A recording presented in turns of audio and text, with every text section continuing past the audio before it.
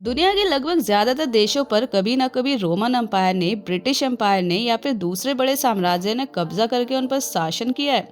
लेकिन एक ऐसा देश है जो कभी किसी का गुलाम नहीं हुआ। इस देश में महिला एक से ज्यादा पुरुषों के साथ विवाह कर सकती है। यहाँ की जो राजधानी है वहाँ इतने सारे मंदिर हैं कि उसे द सिटी ऑफ टेम्पल भी कहा जाता है। इसके अलावा यहाँ के लोग हिंदी भाषा अच्छे से जानते हैं।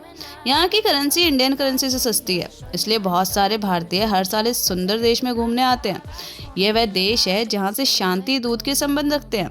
हिमालय की गोद में बसा ये शानदार देश है नेपाल। जानेंगे भारत के पड़ोसी देश नेपाल को गहराई से, करीब से, यहाँ के खान पान और संस्कृति के साथ अद्भुत फैक्ट्स को।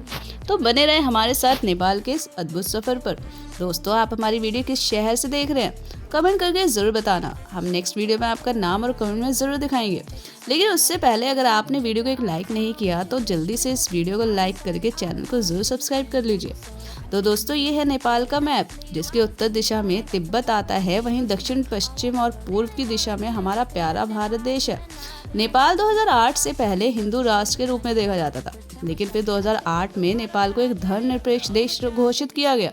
यहाँ सभी धर्मों का सम्मान किया जाता है, लेकिन नेपाल में हिंदू धर्म को एक खास पहचान दी गई है, क्योंकि यहाँ के ज्यादातर लोग हिंदू धर्म की परंपराओं से जुड़े हुए हैं।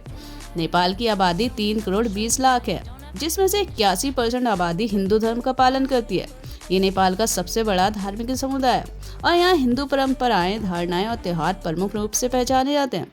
इसके अलावा कुछ % बौद्ध धर्म का पालन करती है और इसके पीछे की वजह है कि गौतम बुद्ध का जन्म स्थल नेपाल में ही है और इसलिए यहाँ बौद्ध परंपराओं का गहरा प्रभाव भी है।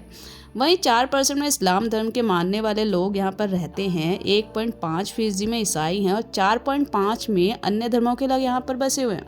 इतने सारे विभिन्न मान मान्यताओं वाले लोग यहाँ पर एक साथ रहते हैं और बहुत ही प्यार के साथ एक दूसरे के साथ मिलकर अपना जीवन भी बिताते हैं। यह है नेपाल की राजधानी, जिसे काठमांडू के नाम से जाना जाता है। ये शहर पूरी तरह से मंदिरों से बना है। यहाँ की हर गली में आपको कोई ना कोई मंदिर देखने को जरूर मिलेगा, फिर चाहे वह छोटा हो या फिर बड़ा। काठमांडू एक व्यस्त शहर है, यहाँ पर अक्सर भीड़ रहती है। सड़कों पर ढेर सारी गाड़ियाँ आपको नजर आएंगी।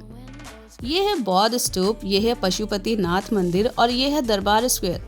ये सभी स्थान अपनी संस्कृति, इतिहास और नेपाल को दर्शाते हैं, जिस वजह से यूनेस्को ने इन्हें अपनी वर्ल्ड हेरिटेज साइट में शामिल किया हुआ है। इन्हें रोजाना हजारों सैलानी देखने आते हैं, जिसमें से भारतीयों की संख्या काफी ज्यादा होती है, क्योंकि भारत और नेपाल को भाई भाई माना जाता है और इसलिए नेपाल में कोई भी भारतीय बिना पासपोर्ट या वीजा के जा सकता है और कोई भी नेपाल का व्यक्ति भारत आ सकता है। लेकिन अगर आप नेपाल जाएं तो अपना एक आईडी प्रूफ जरूर रख लें, जैसे कि आधार कार्ड, वोटर आईडी कार्ड या फिर ड्राइविंग लाइसेंस। नेपाल की भाषा नेपाली है और यहाँ के लोगों को नेपाली कहा जाता है। अगर आपको हिंदी पढ़ना आती है तो आप यहाँ की लिपि को आसानी से पढ़ सकते हैं, क्योंकि हिंदी के अक्षर और नेपाली भाषा के अक्षर लगभग एक ही समान है। वहीं अगर हम बात करें करेंसी की, तो भारत के 60 पैसे नेपाल के 1 रुपये बनते हैं।